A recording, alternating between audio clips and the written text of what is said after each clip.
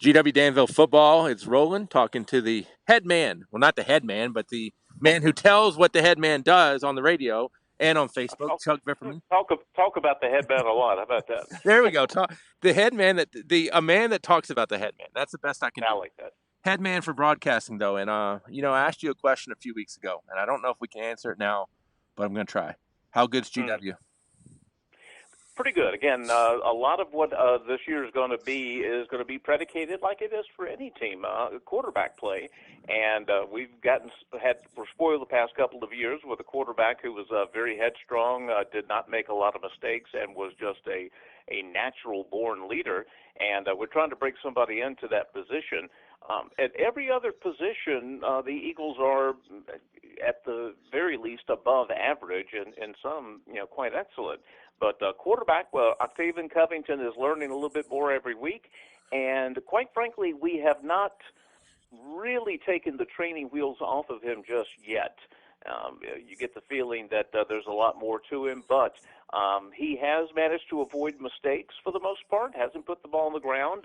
He's got 2 interceptions, only one of them was really his fault, and he is sort of in the classic sense a game manager right now. When he gets enough confidence that he can be a game changer, I think GW will be a formidable team, and I think that's going to happen. We've played some tough teams, though. All 5 of the teams we've played so far this year have been, at the very least, a solid football team. And if you'd have told me 4-1 after looking at the 5 teams pre-district, I would have taken that every day. Yeah, and I think the big thing is, let's be honest, there are some teams that are down right now, but at the end of the Sure. day, when you look at the record books, if it says GW Danville won, it's not gonna measure how good was the other team. So all you gotta do is be better than the team you're playing each week, and 4 out of 5 times that's been GW. Yeah, and again, the tough pre-district is by design because, again, the Piedmont being what it is, we're only going to get a certain number of points in the Piedmont. I mean, that's just the way it is. And if we're going to get, number 1, points, Ryder points, and number 2, playing playoff caliber teams, getting used to that, we're going to have to schedule it out of district. And, all 5 of the teams we played this year were, like I said, at the very least, a solid football team, some of them very, very good. And quite frankly, I can't remember a year where we've had more second-half comebacks. I mean, the way high school football is, sometimes you're either, much better than a team or they're much better than you, and there's no comeback. They get up early, and that's the way the ball bounces. But last 3 weeks, the Eagles have had a second-half comeback, and on 2 of those occasions, they came on the penultimate drive of the game with only a few minutes left on the clock. So it's been some exciting football. It's probably taken about 10 years off my life, but, because they're winning, I think it's a fair trade. Well, I was gonna say, and you've been doing this for what, 20 plus years? It's my 36th season. I was trying to be nice. You've done this. You've done this for 36 years, and you have a very good memory. And if you can't remember this many second half comebacks, that says to me this GW team's got a special characteristic that I would call grit. They do. Yeah, they're very resilient, and the way we play, particularly on offense, we're a running team. We're big up front, biggest offensive line we've had since the '94 state runners-up, I believe. And we're a smaller high school now. We're what used to be a double A, and we were a big triple A then. So yeah, it's even more impressive. But yeah, we pound the rock. I mean, we're going to run it 90% of the time. And especially in the Glass game 3 weeks ago, you could really tell, well, when we got the ball back down by 4 points, 5 minutes left, we just started running. It was like, okay, we're done playing now. We're going to start moving you off the ball. And boy, they did. I mean, every run of that drive was 8 yards, 9 yards, 6 yards, 7. And it was like watching, if you're a Glass fan, I guess it would have been Chinese water torture. Just, a little bit here, a little bit there. Next thing you know, it's first and goal from the 2, and we're in the end zone. But, yes, a very physical football team. We are trying our best to keep some of the truly elite players from being too platoon. But they're good on both sides of the ball, and, boy, you just want them in there all the time. But you got to remember, they're high school kids, and, fatigue is still a factor there. So we've really, even against these good teams, we've been trying to for Don Reeves and for Chris Law, trying not to have them play full time both ways, but they're so darn good. You're tempted to keep them on the field, never take them off. It's weird because I feel like we're kind of getting back to Ironman football out of the fact that numbers are down what they used to be all across the board. And like you said, I mean, I don't want to play a guy both ways if I can help it because I want him refreshed. But I mean, gosh darn, I got to play guys both ways, unfortunately. You got to play your best 11. I mean, because it's the drop off is significant, not because the backups are bad, it's because the studs are so good, Right. and you want them in there as many snaps as possible. But again, I mean, you're thinking about long term also. After 10 games are under your belt, if you've played both ways the entire year, that's the equivalent of 20 games for someone who's only playing one way if you can two platoon. But you're right, with the numbers overall being down, only the truly big schools, the big fat Division Sixes, can two platoon. So you got to do it, but you got to be judicious too. Before we talk about Bassett, in your radio coverage and the Facebook coverage that you do, when do you normally start talking about playoff scenarios and things of that sort? About Like this points? week. Yeah, about the halfway point. Matter of fact, I don't think there's any, unless I've missed them. The VHSL official points have not been released yet. Yeah. If they have, I've missed them. I haven't seen them Usually either. Yeah, it's usually sometime in October, and I think that's a good thing because, I mean, first half of the season, you're playing mostly non-district games. You don't have common opponents, and the points are going to change drastically. When you get week 6 and beyond, that's when you can start nailing it down. So yeah, about halfway through the season's when we start thinking about points in that respect and start looking at possible scenarios, because after this week, everybody's got 4 games left, or 3 in some cases. So yeah, I think this is about the time of the year you start scoreboard watching like that. I take it points wise, you feel pretty good. Yeah, we're in pretty good shape. The way, just because the VHSL isn't putting out points doesn't mean there are not independent mathematicians out there that that are doing it. But right now, again, I mean, Salem is the wild card here. I mean, who could have guessed? We'd be going into early October and they've won only one game, and they're staring at the possibility of missing the playoffs. So that means Division 4, Region D is wide open. I mean, usually, Salem's going to be one of your top 2 or 3 seeds, but without them, JF is very solid. They've only lost one game. They still have LCA, I think, on the schedule. That's going to be a tough. No, Heritage. They have Heritage. Heritage. Okay. Yes. I knew it was one of those two. And, that's going to be a tough game, but if they pull it off, I think they get the one. Now, Sharando up in Winchester looks to be one of the top 4. It looks like you kind of have a separation maybe between number 5 and number 6. Right. Glass and Amherst, kind of where they were last year. They're going to have to pull maybe one upset, or particularly Glass, they'll have to pull an upset in the district against somebody to solidify a playoff spot. But it looks like it's kind of 50-50 in terms of what I call the South Side Central teams and the quote-unquote Northern Virginia teams. I think it's going to be a 50-50 mix this year in the region. Well, and the funny thing is, I think the points used to be easier when you didn't have everybody in split districts, and now most I know. districts Now are it's split. man, you need a Philadelphia lawyer to put this stuff together. Now, I mean, I used to be able to track points. That's how easy it was. I mean, geez. But now you got to have a math degree to get that stuff right. But the fact is, I mean, the better the teams are you play, the better you're going to do. And quite frankly, the way it's designed, a loss to a good Division 5 team is better than a win over a weak Division 2. I mean, that's just math. Right, and I want to say they brought it to where, like, if you're GW and you're playing Bassett, what Bassett is a 3? They are a 3, yes. So you're playing Bassett, so you're bringing Bassett's points up to a 4 is what I thought happened, because you got to play them. You can't help it.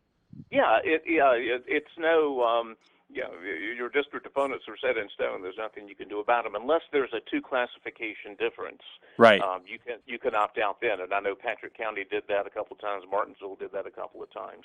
But and I kind of miss the old days because I mean that district championship meant automatic playoff.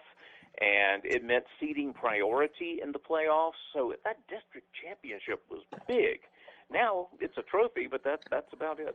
But when we have so many ifs on points nowadays, I think it just makes it more. And not to say that Vipperman needs to figure it out all the time, but if you can't have a layman figured out, and like in your words, Philadelphia lawyer has got to get Yeah. involved to figure this out, that's not necessarily Well, a good thing. you're dealing with, of course, I mean, there's, a baseline 50-50 probability of each game outcome.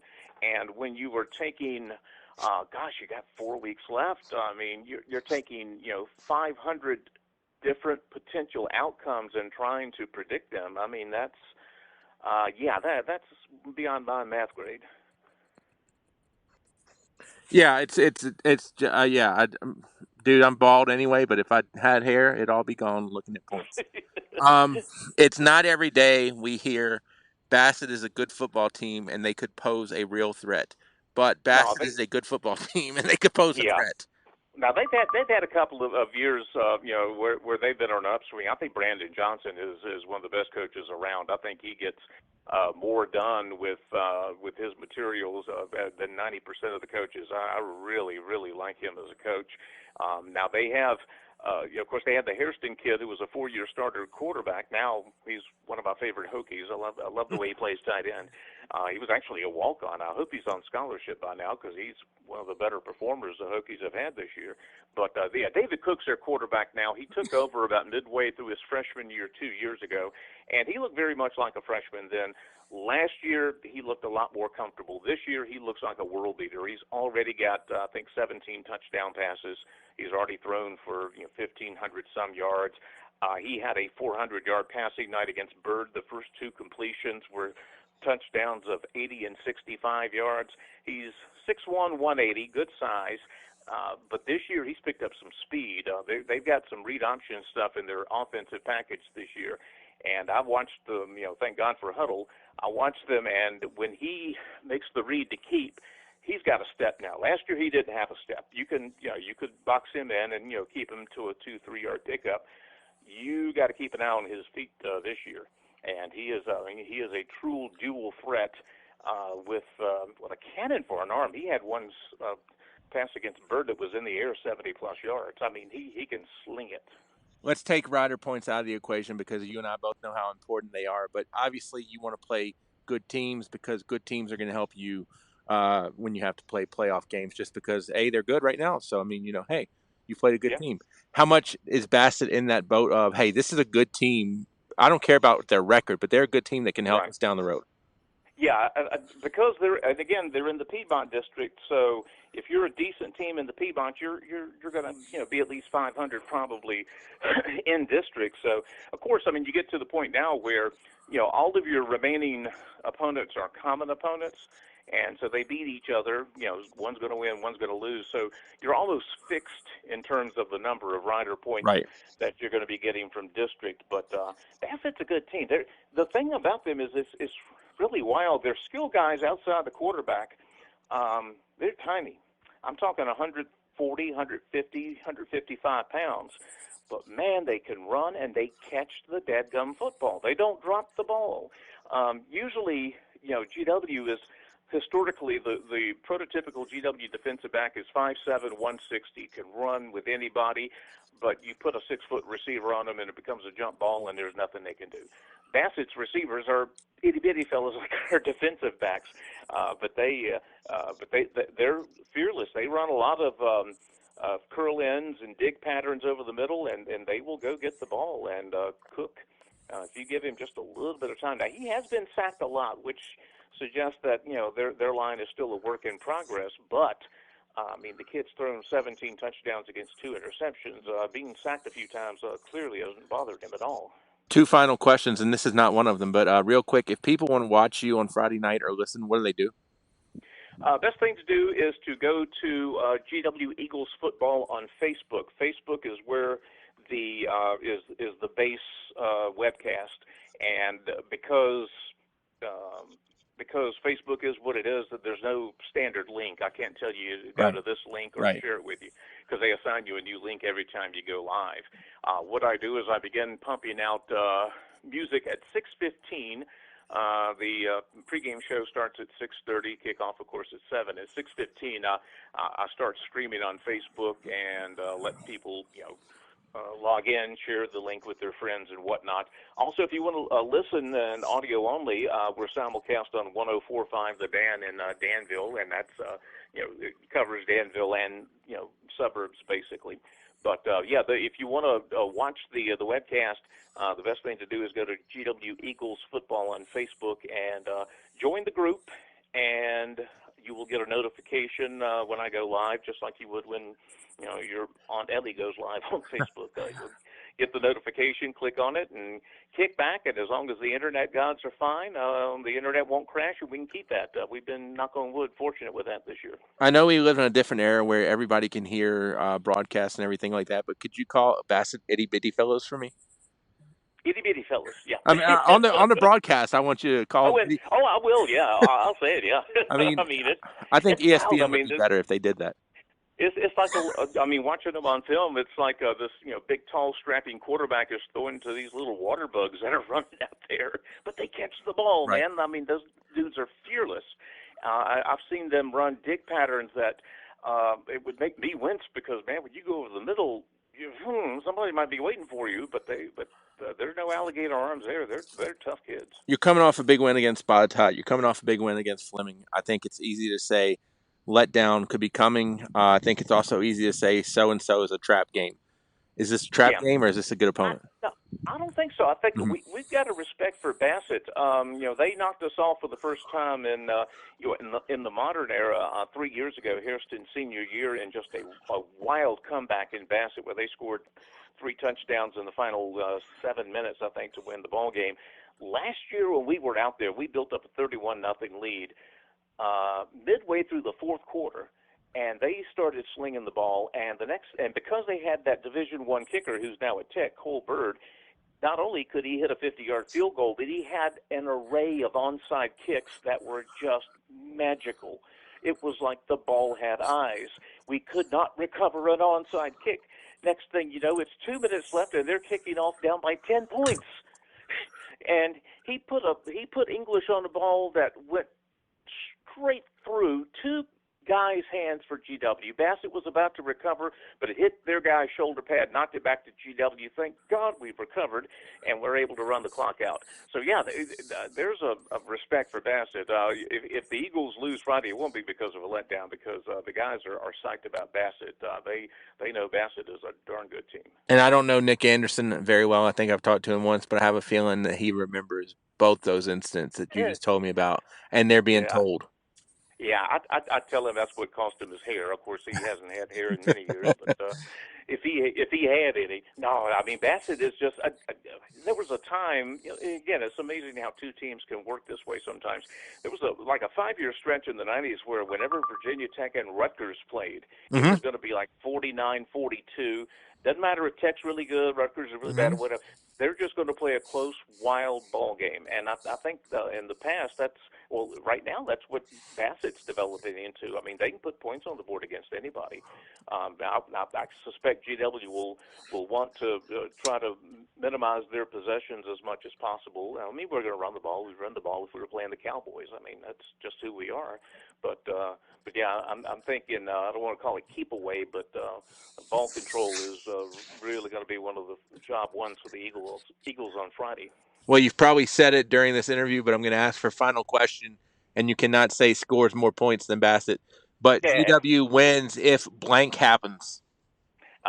Avoid turnovers and avoid more than 2 long touchdown passes. I think we can get away with allowing 2 deep balls because Cook is that good.